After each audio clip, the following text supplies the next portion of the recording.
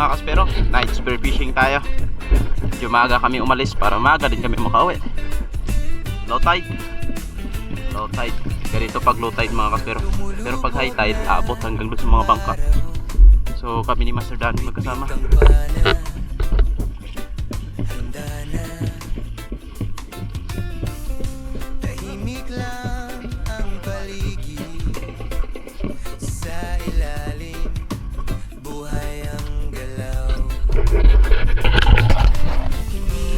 Gamit natin para mga kaspero. Ito pang night dive natin.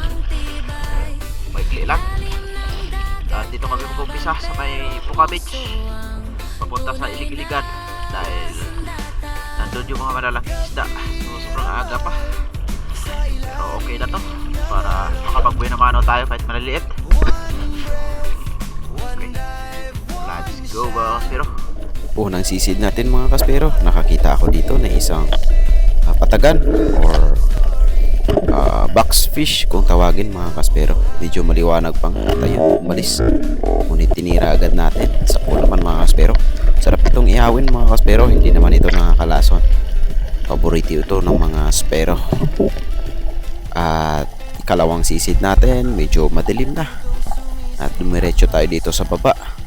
Titingnan natin kung ano. Akala ko lapu-lapu, yun pala botete. Ito yung nakakalason mga kaspero, lalo na sa mga hindi marunong maglinis. Pero pag marunong naman, hindi naman daw. Pero hindi ko na kinakain yan mga kaspero. At ito, meron isang nagpakita na isang unicorn na maliit at hindi natin kinuha. Gawa ng medyo malalaki yung hulihin nating isda ngayong gabi. Masarap na sana yan ihawin mga kaspero, napakataba. Hindi naman masyadong lumalaki yung isda na yan mga kaspero, ngunit hindi talaga yan yung pakay natin ngayong gabi. At this time meron akong nakita ang blue lapu-lapu, ngunit ayun, nalubat yung cab natin. So umahon si Master Danny at ako sa bangka. Nakahuli siya ng 6 na pirasong malalaki sa maral mga kaspero, halos 1 kilohin yung isa. Kaya pagbaba namin ulit, bumawi ako mga kaspero. Dahil sa sobrang lakas ng agos, sinalubong agad tayo ng isang malaking rabbit fish or samara. Kaya eto yung unang isda na malaki na nahuli natin ngayong gabi mga kaspero. Sana madagdagan pa ang mga nahuhuli natin.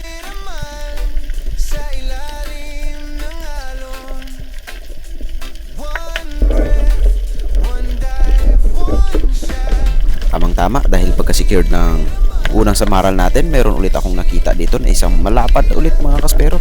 Ayun, sumalubong pa sa agos kaya hinabol ko na mga kaspero. Kung napapansin nyo, paggalaw-galaw yung pana natin dahil sa sobrang lakas ng agos. At nung tinira natin, buti na bukog or na tamaan natin yung spinal niya. Kaya ayun, hindi na masyadong nakalaban pa itong samaral na nahuli natin mga kaspero.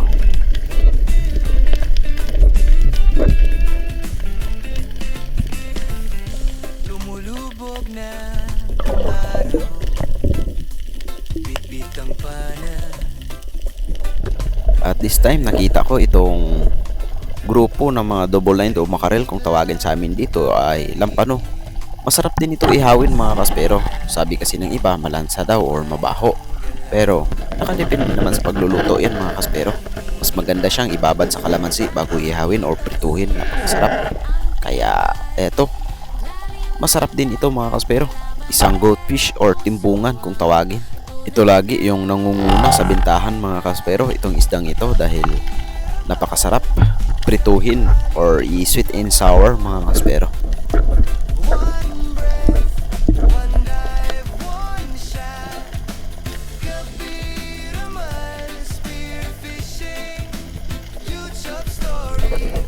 Meron ulit akong nakita na grupo na samaral.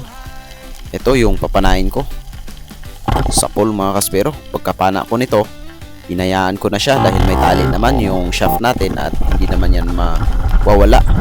At hinabol ko itong isang samaral na pumunta dito sa unahan at tinusok dahil meron pang tusok yung pana natin. Ngunit nung pagtusok natin mga kaspero, ayun, hindi tumalab. Sayang, dalawa sana yung mahuhuli nating samaral, ngunit hindi para sa atin yun, kaya hinayaan na natin mga kaspero. Ayun, nagsialisa na sila, kaya binalikan ko itong pinana kong samaral. at hinila na pataas mga kaspero para ma-secured na. Dahil nawala na yung agos, nakapana si Master Danny ng Moray Eel. Masarap gataan nito mga kaspero, ngunit sa pagbebenta, mabilis din itong bilhin dahil napakasarap ng eel na ito. Lalo na prituhin bago gataan tapos spicy. Oh, napakasarap nito mga kaspero. Pangpalakas pa daw ito ng pagsisid mga kaspero, lalo na sa tubig.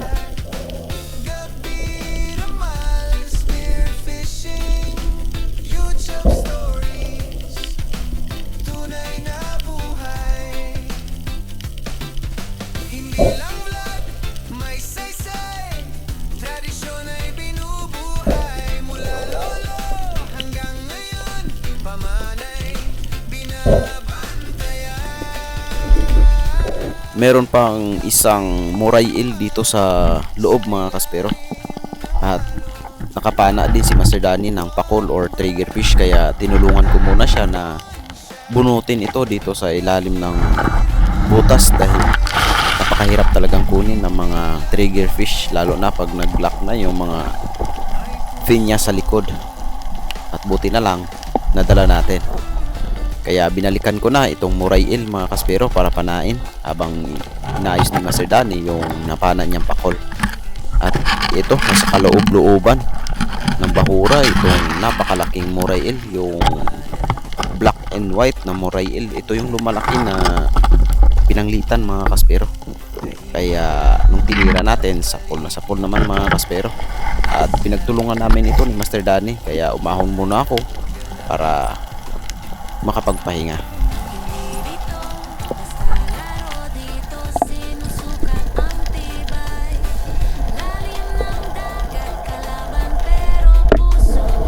At nung nakapagpahinga na tayo, binalikan ko na itong napana natin na Moray Eel mga kaspero at hinila. Buti na lang sumama na kaagad at hindi na nakapaglaban pa dahil dalawang pana na yung tumalab sa katawan niya mga kaspero, kaya wala nang kawala itong Moray Eel mga kaspero. Umabot din ito ng 4 na kilo, kaya isa rin to sa napakasarap na Moray Eel.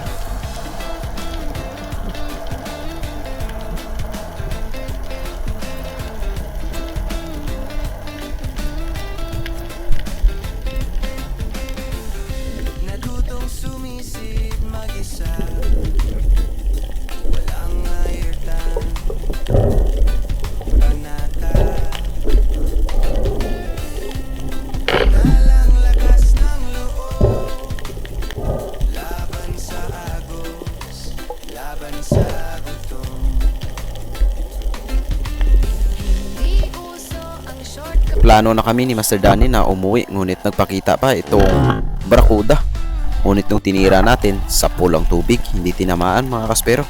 At ito na rin yung last video natin ngayong gabi. At sana patuloy nyo pa kaming suportahan. God bless you all.